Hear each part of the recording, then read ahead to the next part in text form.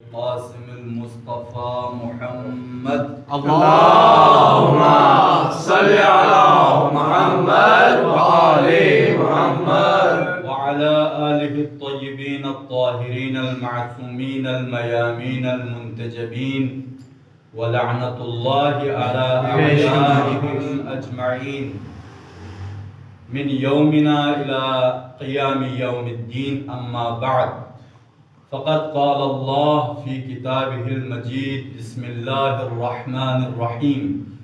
إنما يريد الله ليذهب عنكم الرجس أهل البيت ويطهركم تطهيرا. اللهم صل على محمد وآل محمد. میرے عزیز دوست، برادران، سب سے پہلے ماہ رجب، یہ بہترین مہینہ، وہ مہینہ جس کو خدا نے اپنا مہینہ قرار دیا، دعاؤں کا مہینہ، اور یہ وہ مہینہ ہے کہ جس کے پہلی تاریخ کو بھی کسی محمد کی ولادت ہوئی، سبحان اللہ، سبحان اللہ. اور اس کی 13ویں کو کسی علی کی ولادت ہوئی، سبحان اللہ. اور اس ماہ رجب کے 27 جو تاریخ ہے وہ ہے مبعوث رسالت کا دن. سبحان اللہ. اتنا پیارا مہینہ،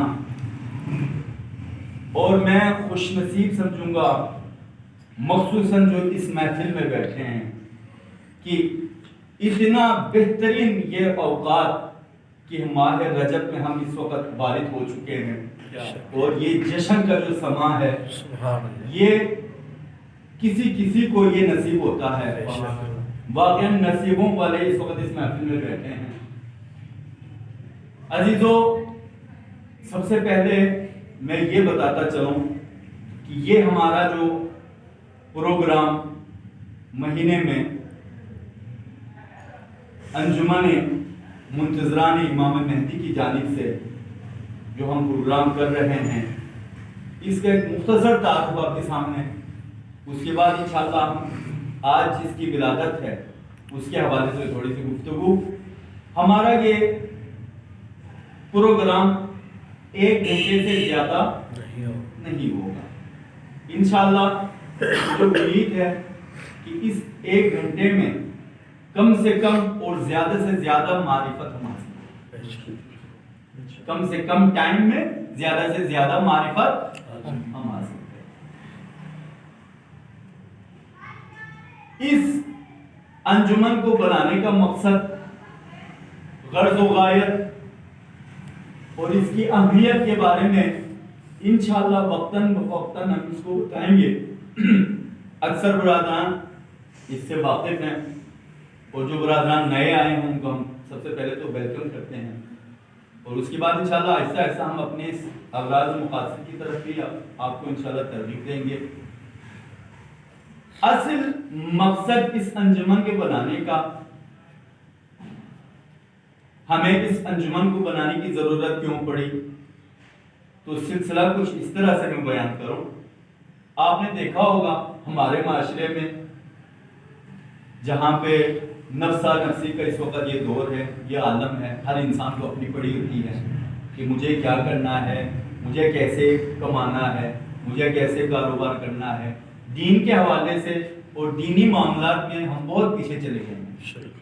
ہم نے ان چیزوں کو ملحوظ نظر رکھتے ہوئے کچھ دوست ہم جمع ہو گئے، الحمدللہ 2 سے 4، 4 سے 5، 5 سے 10، اور آج ماشاءاللہ جو ہیں برادران آپ کے سامنے. مقصد یہ ہے کہ ہماری انجمنیں، ہماری سنگتیں جو محرم کے حوالے سے یا دیگر کوئی بھی انسان اپنے گھر میں مجلس رکھنا چاہتے ہیں، ہم کسی انجمن کو بلاتے ہیں، کسی سنگت کو بلاتے ہیں، تو ان کا جو رویہ یہ دیکھ کے ہم نے سوچا کہ کیوں ہم ایسا کوئی انجمن بنائیں جو عوام پسند بھی ہو اور اہل بیت پسند بھی ہو۔ سبحان اللہ ماشاء تو اللہ ہم نے ایسے انجمن کا جو ہے اس کی بنیاد ہمیں رہتی ہے۔ اس انجمن کا مقصد اور صرف یہ ہے کہ اہل بیت کے فضائل کو پرچار، اہل بیت کے مسائل کو جو ہے دل سے منانا، اور اہل بیت کی خوشی میں خوشی منانا، اور اہل بیت کے غم میں غم منانا، لیکن طریقے سے۔ طریقہ کیا ہے؟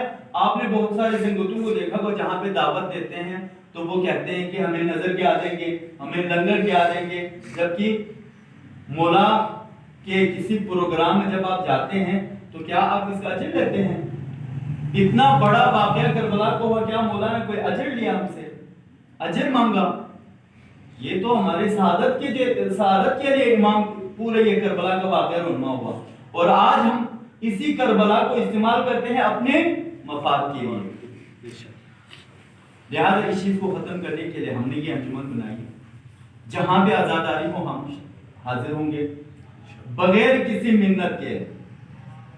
منت تو ان کو ہمارے اوپر، ہمارے سر پہ منت ہونی چاہیے، ہم الٹا منت لگاتے ہیں کہ ہم مجلس کر رہے ہیں، ہم ماتم کر رہے ہیں۔ نہیں، یہ منت نہیں ہے، یہ ہمارے جو ہے ذریعہ نجات ہے، ہم نجات کا باعث سمجھتے ہیں اس کو۔ آپ آزاداری کریں گے، یہ آزاداری کس کے فائدے میں؟ آپ کے ہی فائدے میں۔ آج جس کی ولادت ہے امام محمد باقر، اللہم صلی علی محمد و آل محمد، باقر العلوم ان کو لقب دیا گیا ہے۔ باقر العلوم کے معنی کیا ہے؟ علوم کو چیر پھاڑ کر دینے والا۔ تمام اماموں میں امام باقر اور امام جعفر صادق کو اتنا وقت ملا علوم پھیلانے کا۔ اچھا، سوال یہاں پہ یہ پیدا ہوتا ہے، اچھا دوسرے امام کو کیا اتنا وقت نہیں ملا؟ کہتے ہیں کہ دوسرے اماموں کے دور میں زابر و جابر حکمران ہوتے تھے، انہوں نے امام کو سختی میں رکھا، جس وجہ سے امام معرفت کو، علوم کے معارف کو لوگوں تک پہنچانے میں یہ رکاوٹ بنے رہے۔ لیکن امام جعفر صادق اور امام محمد باقر کے دور میں ان کو اتنا فاصلہ ملا، اموی جو حکمران تھے، بنی امیہ والے اور بنی عباس والے، ان کے آپس میں اختلاف بڑھا، یہ آپس میں خلافت کے اختلاف میں رہے۔ اسی دوران امام جعفر صادق اور امام باقر کو فرصت ملی اور علوم والے محمد کو پرچار کرنے۔ سبحان اللہ صلی علی محمد و آل محمد۔ امام باقر نے علوم کے پرچار کے جو ہے نا آغاز کی، اور امام جعفر صادق کے دور میں مکتب جعفری کو وجود میں لایا۔ امام جعفر صادق کے جہاں پہ تاسیس مکتب جعفری امام جعفر صادق کے دور میں ہوا۔ امام کے معجزات اور کرامت بہت زیادہ ہیں، ٹائم ہمارے پاس 15 منٹ سے 20 منٹ کا ہمارا ٹائم ہے، ہم اسے میں انشاءاللہ سمیٹ لیں گے۔ امام محمد باقر کے کرامات اور معجزات بہت زیادہ ہیں، میں صرف آپ کو 1 سے 2 یا 3 میں معجزات اور کرامات بتا دیں۔ اچھا، سب سے پہلی بات تو یہ ہے کہ کرامات اور معجزات جو ہے دو الگ الگ چیز ہیں۔ ہر نیک انسان کو جو خدا کی تابعداری میں ہو، ائمہ علیہ السلام کی تابعداری میں ہو، انبیاء علیہ السلام کی تابعداری میں ہو، اور دین کا پابند ہو، صوم و صلاۃ کا پابند ہو، اس کے ساتھ کرامات پیش آ سکتے ہیں۔ میں مثال پیش کرتا ہوں، ہمارے ہاں بہت سارے ایسے بزرگ حضرات ہیں کہ جو دین کے پابندی کرتے ہیں، اہل بیت کی معرفت کے وہ پابند رہتے ہیں، تو ان سے کرامات ظاہر ہوتے ہیں۔ کرامات ہر خاص و عام کے ساتھ ظاہر ہو جاتا ہے، لیکن معجزات مخصوص ہے انبیاء الہی کے ساتھ اور ائمہ معصومین کے ساتھ۔ امام محمد باقر کی ذات میں معجزات بھی پائے جاتے ہیں اور کرامات بھی پائے جاتے ہیں۔ معجزات میں سے ایک معجزہ کیا تھا امام کے؟ ابو بصیر ایک ان کا شاگرد تھا، نابینا تھا. ایک دن آیا امام کے پاس اور آ کے امام سے شکایت کی, مولا میں مادرزاد نابینا ہوں, یعنی ماں کے پیٹ سے ہی نابینا ہو کے آیا ہوں.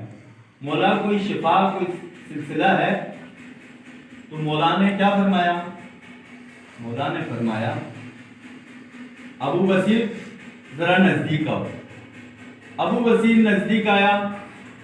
امام نے اپنی دست شفقت کو اس کے آنکھ پہ پھیر دی. سبحان اللہ. دیکھا تو امام ابو بصیر کی آنکھیں روشن کے روشن ہیں. سبحان اللہ. سارے چیزیں اس کے سامنے ہیں. محمد والے محمد صلوات. اللہم صلی علی محمد وآلِ محمد. بہت خوش ہیں.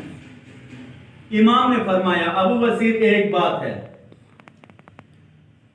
مولا فرمائیں وہ کیا بات؟ مولا نے فرمایا ابو بصیر اپنی آنکھوں کی بینائی کو اسی حال پہ بحال رکھوں یا دوبارہ نابینا ہونا چاہتے ہو؟ تو اس نے کہا مولا میں تو آپ کے پاس شفا لینے آیا ہوں اور ابھی میں سب کچھ دیکھتا ہوں. تو امام نے فرمایا قیامت کے دن جس طرح دوسرے لوگ دنیا میں دیکھتے ہیں ان کا حساب کتاب بھی لمبا ہوتا ہے. کیا تم چاہتے ہو تمہاری آنکھ سالم ہو, اس سے تم دنیا کی چیزوں کو دیکھے اور قیامت کے دن تم سے حساب کتاب زیادہ ہو, یا وہی نابینا ابو بصیر بناؤں کہ قیامت کے دن بغیر حساب کے تم جنت میں چلے جاؤ؟ سبحان اللہ. ابو بصیر نے کیا کہا؟ مولا مجھے نابینا ہی بنایا. امام نے دوبارہ ہاتھ سے اشارہ کیا, دوبارہ نابینا ہو. یہ ہے معجزات امام. ایک شامی تھا, ایک شامی مسلمان بھی نہیں تھا. امام کے خدمت اکثر وہ آیا کرتے تھے اور یہ کہتا تھا کہ میں آپ کا ماننے والا ہوں, مسلمان نہیں ہوں لیکن آپ کو دل سے عزت کرتا ہوں, اور میرے آبا و اجداد آپ کے دشمن رہے ہیں.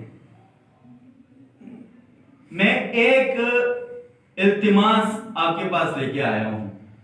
مولا نے فرمایا کہو. اس نے کہا میرا باپ کافر تھا, اس کے پاس ایک باغ تھا, اس باغ میں اس نے کچھ چیزیں کھود کے زمین بوس کر دیا ہے. میں چاہتا ہوں وہ مجھے مل جائے, باغ کے حصے میں مجھے مل جائے.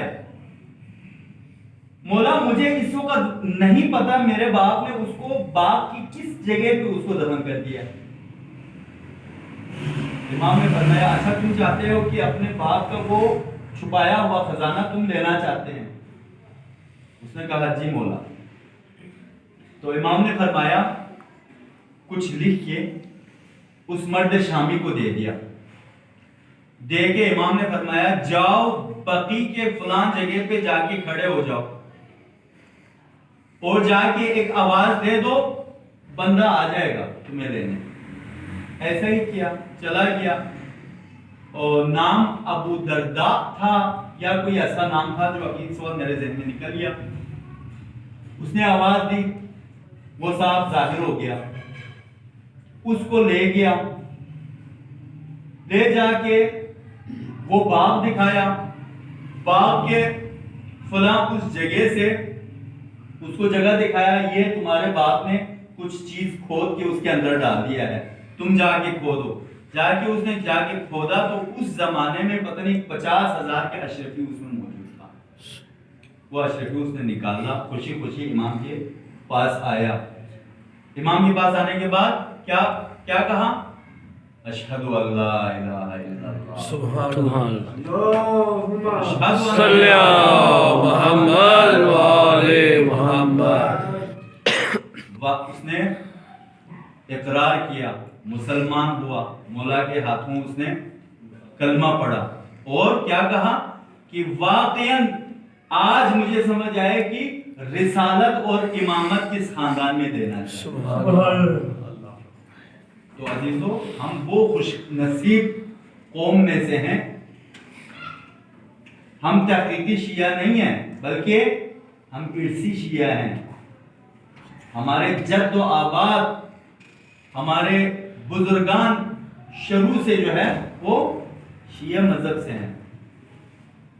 اور یہ ہماری خوش قسمتی ہے کہ 12 امام، ہر ایک امام کی اگر ہسٹری پڑھے تو یہ دنیا کے تمام اشجار اگر آپ قلم بنا دیں ان کے مناقب لکھنے میں، تمام دنیا کے دریا کے پانی کو جمع کر کے اس کو سیاہی بنا دیں، تب بھی ان کے مناقب اور فضائل ختم نہیں ہو سکتے، نہیں لکھ پاتے. مولا کائنات کے حوالے سے صرف اتنا جملہ کافی ہے کہ 70,000 اونٹ کے اوپر آپ کتابوں کا جو ہے نا ایک مجموعہ رکھتے ہیں اور ان تمام کتابوں میں فضائل علی لکھے ہوں، تب بھی علی کے فضائل میں. اور اسی طرح یہ اولنا محمد ہے، اوسطنا محمد ہے، آخرنا محمد ہے. تمام محمد کے محمد ہیں اور تمام علی کے علی ہیں. تمام میں وہ صفات ہیں جو ہر امام میں. بے شک. صلی علی محمد و آل محمد. واقعہ آپ کے سامنے پیش کر کے آپ کی زحمت میں تمام کروں گا. کربلا میں جب کربلا کا واقعہ رونما ہوا تو امام جو ہے وہ 4 سال کے تھے. امام محمد باقر 4 سال کے تھے. اور ویسے امام نے کتنے سال امامت کی ہے دنیا میں؟ 19 سال امام نے امامت کی. جب کربلا کا واقعہ تھا امام 4 سال کے تھے. دن گزرتا گیا، امام علم امامت ان تک پہنچ گیا. امام کا ایک صحابی امام کے پاس آیا تو کسی سفر میں ان کو جانا تھا. سفر میں جاتے جاتے ایک ایسے مقام پہ پہنچا تو صحابی نے امام سے پوچھا، میرے امام اس مقام کا نام کیا ہے جہاں پہ ہم نے توقف کیا ہے، جہاں پہ ہم نے اپنے جو ہے وہ چادر لگا دی ہے؟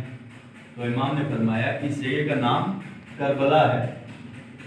یہاں پہ وہ واقعات رونما ہوئے ہیں جو میرے آبا و اجداد کے ساتھ ظلم ڈائے گئے تھے، وہ واقعات یہاں پہ رونما ہوئے. اچھا، پھر اس صحابی نے کہا مولا بھوک سی محسوس ہو رہی ہے تو کچھ کھانے کو ملے گا؟